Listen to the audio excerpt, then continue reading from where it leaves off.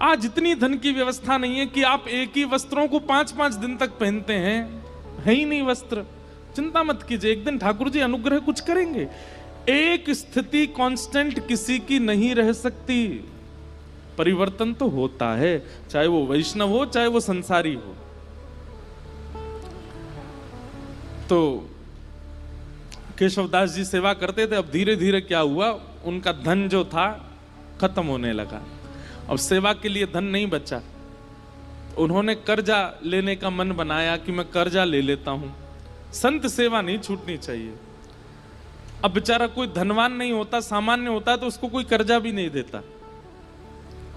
बाजार में निकल गए कर्जा लेने के लिए कि कोई हमें थोड़ी सी सेवा कर दो तो हम संत सेवा करेंगे। किसी ने भी उनको देने से मना कर दिया। लेकिन एक चतुर व्यापारी था, जब ये गए उसके पास, बोले आप जो कहेंगे हम ब्याज सहित आपको वापस कर देंगे, हमें थोड़ा सा धन दे दो, संत सेवा करनी है। तो व्यापारी ने कहा ठीक है हम दे देंगे तुमको धन, लेकिन बदले में हमको ब्याज सहित धन नहीं चाहिए, एक सेवा कर दो हमारी। ये तो नाचने लगे, बोले आप जो कहोगे सो करूंगा। क्या करना है पूछा नहीं। हम आप सब लोग होते तो पूछते, भाई हम जितना धन ले रहे हैं उसके समान ही मेहनत करेंगे। बोले आप धन दे दीजिए, मैं संत सेवा कर रहा हूं, उसके बाद आ जाऊंगा, आप जो कहोगे करने को तैयार हूं।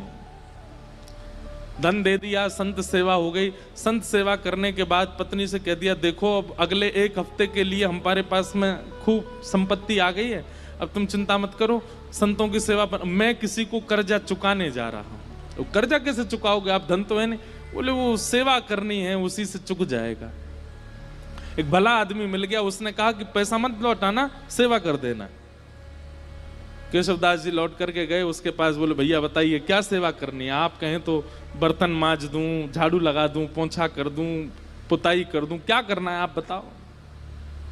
बोले हमारी एक जमीन है, वहां पर कुआं खोदना है। कुआं खोदना है। कुआं खोदने का मतलब समझते हैं? कितनी गहराई में जाना पड़ेगा, जब तक जल ना आ जाए तब तक खोदते रहो, और जब वो जल निकलना प्रारंभ हो जाए उसके बाद भी कितने फीट अंदर तक खोदना पड़ेगा। फिर चिनाई करनी पड़ेगी, कुएं में पूरा उसको आकृति देनी पड़ेगी, फिर बहुत दिन तक जल खींचना पड़ेगा। सारा मतमैला जल निकल के जब बिल्कुल स्वच्छ जल आ जाएगा तब कुएं का निर्माण होगा। इतना तो धन भी नहीं लिया था उन्होंने जितना उनको सेवा दे दी, लेकिन प्रसन्न हो गए। जो आ गया, कहां जाना है बताइए। एक बार भी ये नहीं कहा